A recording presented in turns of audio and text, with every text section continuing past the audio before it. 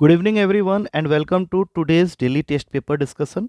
आज हमने कंडक्ट किया था daily test paper CDS and AFCAT का 64 नंबर। तो इस पर्टिकुलर वीडियो में we are going to discuss the question of today's paper.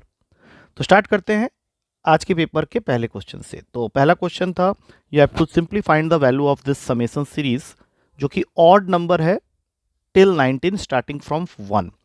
तो इसको करने के लिए दो ब्रैकेट्स बना लो। पहला bracket 1 square plus 2 square plus 3 square से लेके 20 स्क्वायर, और इसमें से माइनस करो 2 square plus 4 square plus 6 square, जितने भी इवन वाले नंबर्स हैं अप टू 20 स्क्वायर।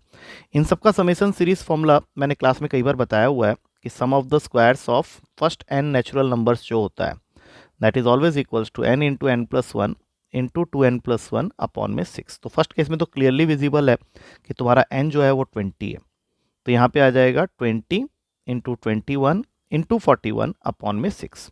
दूसरे वाले में से 2 स्क्वायर कॉमन ले लो 4, तो अंदर आ जाएगा 1 square 2 square up to 10 square. तो इसको तो अभी फिलहाल रहने देते हैं, 20 इंटू 21 इंटू 41/6, और इसका निकलेगा 10 इंटू 11 इंटू 21/6। अब अगर तुम ध्यान से देखो और इसको सिंप्लीफाई करोगे तो क्या होगा देख लेते हैं एक बार। 3 के टेबल से स्टार्ट करते हैं। 7 में गया 2 में गया, ये इसको काट देगा 10 में। 41 इंटू 7 होता है तुम्हारा 287, और एक जीरो भी है, 2870 हो गया। 41 इंटू 7 यस, और इधर से हम लोग कट करेंगे 2 5 ज़र 3 ज़र, ये 7 में गया, तो 20 इंटू 7 140 140 11 1540। अब इनको माइनस करके देख लो, तुम्हारा आंसर बनता है 1330। तो पहला ऑप्शन ही सही है, A is the correct answer.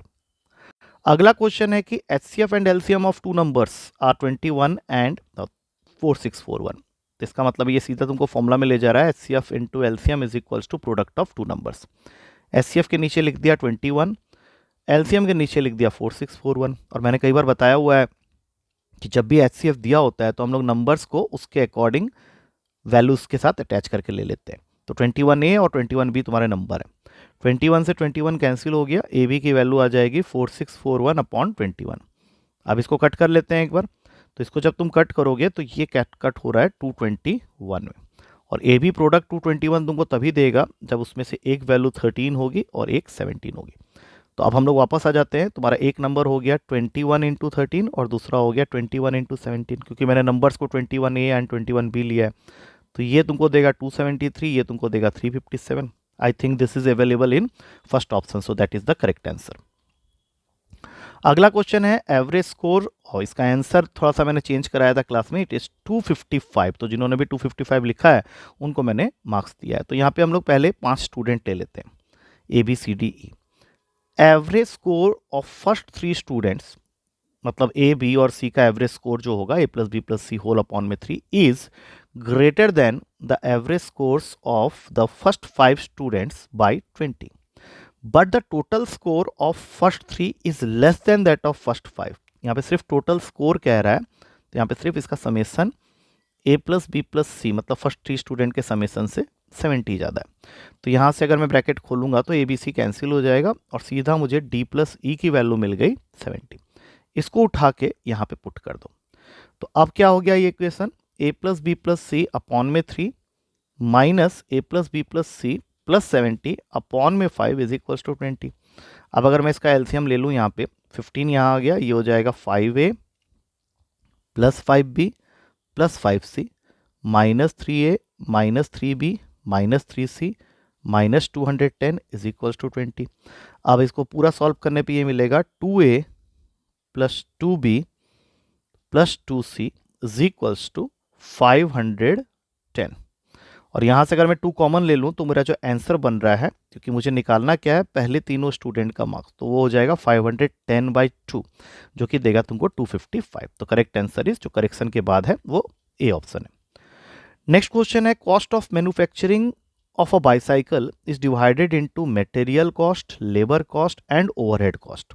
और ये रेशियो हमें दिया हुआ है 6:2:1। और टोटल कॉस्ट जो है इन तीनों को मिला के, जो कि लास्ट लाइन में लिखा हुआ है विच प्रीवियसली कॉस्ट ₹270, तो इन सबको हम लोग ऐड करके 270 के इक्वल कर लेते हैं। तो यहाँ से x की वैल्यू आ गई 30, दैट मीन्स मटेरियल कॉस्ट हो जाएगा तुम्हारा 6x के हिसाब से 180, लेबर कॉस्ट हो जाएगा 2x के हिसाब से 60 और ये 30। अब हमने क्या किया है, क्वेश्चन में ये दिया हुआ है कि cost of the material increases by 25%, तो 180 का 1/4, 180 का 1/4 कितना हो जाएगा 45, तो इतना बढ़ा दिया हमने 225 हो गया। और cost of labour increases by 20%, 20% मतलब इसका 1/5, तो 60 का 1/5 हो जाता है 12, तो ये इसमें बढ़ गया 72 बढ़ गया।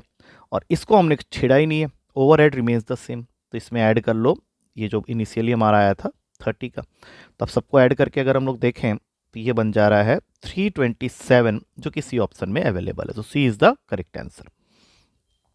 अगला क्वेश्चन ट्रिग्नोमेट्री का है, पहले इसको ढंग से लिख लेते हैं। Sine 2 multiplied with 2/1 into 3/2 into 4/3 और ये जा रहा है up to x-1 upon x-2 equals to 1। तो यहाँ पे तुम देखोगे कि हर फ्रैक्शन का न्यूमरेटर अगले वाले के डिनोमिनेटर को कैंसिल करता हुआ जा रहा है, तो तुम्हारे पास में बचेगा सिर्फ ये लास्ट वाले का x-1 और पहले वाले का 1। अब यहाँ पे तुम देख सकते हो कि साइन 2 इंटू x-1, 1 आता है साइन में 90 डिग्री में, तो ये दोनों कैंसिल हो गया और 2 भी 90 को कैंसिल कर देगा 45 में, तो x-1 45 हो गया, x की वैल्यू आ गई 46 डिग्री, जो कि डी ऑप्शन में अवेलेबल है। अगला क्वेश्चन है कि 2 boys are on the opposite sides of a tower of height 100 metre. ये भी हम लोग टावर को मान लेते हैं, इसकी हाइट दे रखी है हम लोगों को क्वेश्चन के हिसाब से 100 मीटर। दो बच्चों को अलग अलग डायरेक्शन में, अपोजिट डायरेक्शन में मैं खड़ा कर रहा हूँ। एक खड़ा है and he is looking at the top of the tower with an angle of elevation of 30 degree, और दूसरा बच्चा डी पॉइंट पे खड़ा है, वो देख रहा है 45 डिग्री पे। तुम्हें दोनों बच्चों के बीच का डिस्टेंस मतलब डीसी निकालना है। अब डीसी निकालने के लिए एक डीबी की जरूरत है, एक बीसी की जरूरत है। अगर मैं छोटे ट्रायंगल को ले लूँ, that is in triangle ABD, तो tan 45 degree is equals to 100 upon DB। tan 45 1 होता है, तो DB की वैल्यू आ गई 100, तो ये डिस्टेंस हो गया 100 का।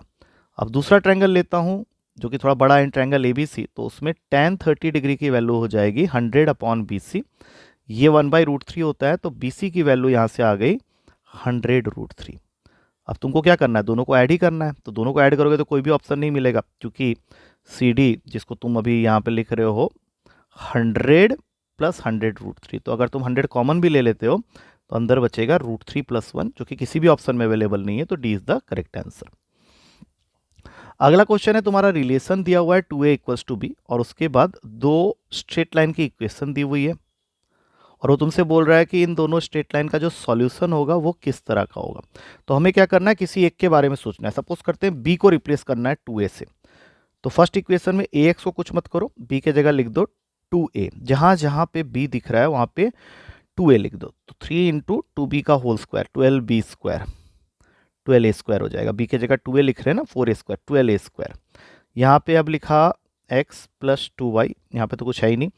यहाँ पे 2a - 6b जब करने जाओगे तो b 2a के इक्वल है, तो 6b हो जाएगा 12a के इक्वल। अब जरा ध्यान से देखो, ये जो वैल्यू है 2a² - 12a², वो तो -10a² हो गई और 2a - 12 हो गया -10a। तो हमारे पास में कंडीशन के हिसाब से a1/a2, b1/b2 और c1/c2, अगर हम लोग ध्यान से देखें तो यहाँ पे a1/a2 का मतलब है a/1, b1/b2 का मतलब है 2a/2 और c1/c2 का मतलब है -10a² - 10a। तो ये तीनों वैल्यूज तुम्हारे सेम आ गए हैं a के साथ में। अब तीनों सेम हो गया तो इसका आंसर हो गया D, infinitely number of solution. आठवां क्वेश्चन है, तुम्हें क्वाड्रेटिक इक्वेशन दिया हुआ है x² - bx अपॉन में ax - c is equals to lambda -1 upon lambda +1, और इसके रूट्स के बारे में इंफॉर्मेशन है कि इनके रूट्स का सम 0 के इक्वल है। That means both the roots are equal in magnitude but opposite in sign. तो ऐसे केस में तुम्हारे क्वाड्रेटिक इक्वेशन में जो x का कोफिशिएंट होता है that is b, that must be equals to 0, और वही हमें लैम्डा तक पहुंचाएगा। तो पहले इसको थोड़ा सॉल्व कर लेते हैं, क्रॉस मल्टीप्लाई करते हैं, x² lambda plus x² minus bx lambda minus bx। उसके बाद दूसरे साइड से चलते हैं, ax lambda minus ax minus c lambda plus c। अब जितने भी x² वाले टर्म हैं उनको एक तरफ कर लो, जितने भी x वाले टर्म हैं उनको एक साइड करने की कोशिश करते हैं। तो x वाले टर्म यहाँ है, यहाँ है, यहाँ है और यहाँ है, तो इन सबको अगर मैं एक साथ करने की कोशिश करूँ तो -b लैम्डा, यहाँ से -a lambda minus b plus a, और जो कांस्टेंट टर्म है जिसमें कुछ नहीं है, x है ही नहीं, तो वो यहाँ पे आ जाएगा C lambda minus C equals to zero. तो हमें तो इस पार्टिकुलर पार्ट को जीरो के इक्वल करना है, दैट मीन्स मुझे मिलेगा minus B lambda minus A lambda is equals to B minus A. अब इसमें से अगर मैं माइनस लैम्बडा कॉमन ले लेता हूँ तो अंदर बचता है A plus B is equals to B minus A. अब यहाँ से लैम्बडा निकालोगे तो माइनस का साइन इसको उल्टा कर देगा, ए माइनस बी अपॉन ए प्लस बी। अब देखना ये है कौन से ऑप्शन में अवेलेबल है, तो ए ऑप्शन में अवेलेबल है। अगला क्वेश्चन है कि एक right circular cylinder of base radius 4 centimetre का है और इस सिलेंडर का जो हाइट है, अगर ये रेडियस है 4 सेंटीमीटर का, इसकी जो हाइट है वो है 22.5 सेंटीमीटर और इसको ब्रेक करके हमने 8 इक्वल सॉलिड स्पेयर्स बनाए और हमें इस स्पेयर का रेडियस फाइंड करना है। बट इस पूरे प्रोसेस में there is a loss of 20%। तो अगर लॉस हुआ है 20% का, दैट मीन्स यूटिलाइजेशन हुआ होगा 80% का। तो 80% of volume of cylinder must be equals to 8 into volume of each sphere, जिसका रेडियस हमें नहीं पता है। तो 80/100 का मतलब है 4/5 इंटू इसका फॉर्मूला लिख लो पाई आर स्क्वायर मतलब 16 और h की जगह लिख लो 225/10 और यहाँ पे 8 इंटू वॉल्यूम ऑफ स्पेयर का फॉर्मूला होता है 4/3 पाई आर क्यूब। आर हमें नहीं पता, 4 से 4 गया, पाई से पाई गया, 8 से 2 गया, 2 से ये 5 में गया और तो कुछ नहीं कट रहा है, क्रॉस मल्टीप्लाई कर देते हैं। 225 इंटू 3 यहाँ पे 25। अब ये इसको काट देगा 9 में, मतलब आर क्यूब की वैल्यू आ गई 27। तो ऑब्वियस सी बात है आर 3 सेंटीमीटर का होगा, मतलब हर स्पेयर छोटा स्पेयर 4 सेंटीमीटर का है। That means correct answer is D option. आखिरी क्वेश्चन है कि if an equilateral triangle is inscribed on a circle, if an equilateral triangle is inscribed on a circle, मतलब इक्विलेटरल ट्रायंगल को हमने circle के अंदर डालना है। तो इस केस में मैंने तुम लोग को फॉर्मूला बताया था कि ये जो साइड होती है उसका इसके रेडियस के साथ, दैट इज सर्कम रेडियस के साथ डायरेक्ट रिलेशन होता है, that is ABC upon 4 times of area of triangle ABC, जिसमें मैंने ABC ट्रायंगल के नेमिंग कर दी है। और इक्विलेटरल ट्रायंगल मतलब तीनों साइड बराबर होंगे, तो यहाँ ए क्यूब आ गया और इक्विलेटरल ट्रायंगल का एरिया होता है √3/4 ए स्क्वायर, तो सब कुछ काट के r is equals to a/√3 आ गया। अब हमारा क्वेश्चन कह रहा है कि रेशियो ऑफ द साइड मतलब a अपॉन डायमीटर मतलब 2r निकालना है। तो यहाँ से पहले a/r ही निकाल लेते हैं, दैट इज √3/1 और अगर मैंने यहाँ 2 मल्टीप्लाई कर दिया सिंस वी नीड डायमीटर, तो यहाँ पे एक 2 मल्टीप्लाई करना पड़ेगा। तो आंसर डी ऑप्शन आ रहा है, that is √3/2। I hope with this we come to the end of the discussion of this particular paper and इसके अंदर अगर तुम्हें कोई भी डाउट अभी बच जाती है तो you can ask me in the class itself. So कल मिलते हैं with the discussion of next particular paper. Till then take care and thank you to all of you.